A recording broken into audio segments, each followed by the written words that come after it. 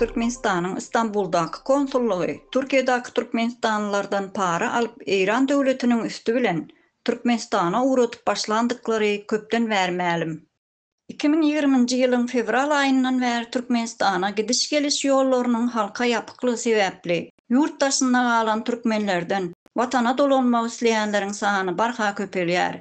Bu ýagdaýdan peýdalanan Istanbuldaky türkmen konsullugynyň işgärleri we şolara hyzmat edýän käbir şahsiýetler adamlardan para alyp aýlawly ýollar bilen Türkmenistana uğratyp başladylar.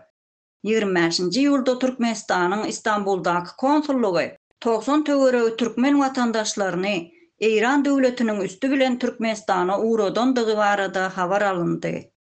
Bu waka şaýat bolanlaryň habar berişlerine görä, konsul işgärleri her bir adamdan takminan 450 we 800 Amerikan dollar garşylygynda para alyp İran döwletiniň üstü bilen Türkmenistana uğratmakçy bolup Istanbuldaky howa menziline gelenlerinde barla geçidiniň wagtyna garaşyp hiç kimin görmejek ýerinde gyraky bir ýerlerde beýleki türkmenlerden uzakda aýratyn tutulupdyr.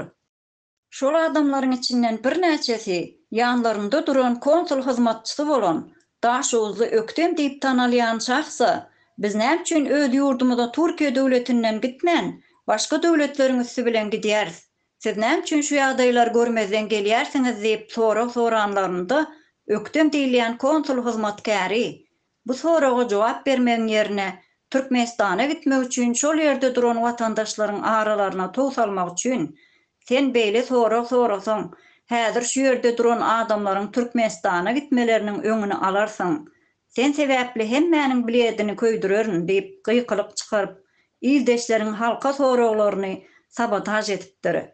Netijede şol ýerdäki adamlar bir-biri bilen uruşupdyr. Şol uruşdan peýdalanan Öktem hem gyrada durup keýp bilen seretipdir. Türkmenistana dolanmak isleýän watandaşlaryň şu kösenýän günlerinde özlerine bähbetli bolany gözleýän türkmen konsullugynyň bu edýän işleri hakykat ýüzünde jenaýet işi bolsa-da, bu edýän işlerini görmezden gelip, jenaýet işlerini alyp barmasyny dowam edýärler.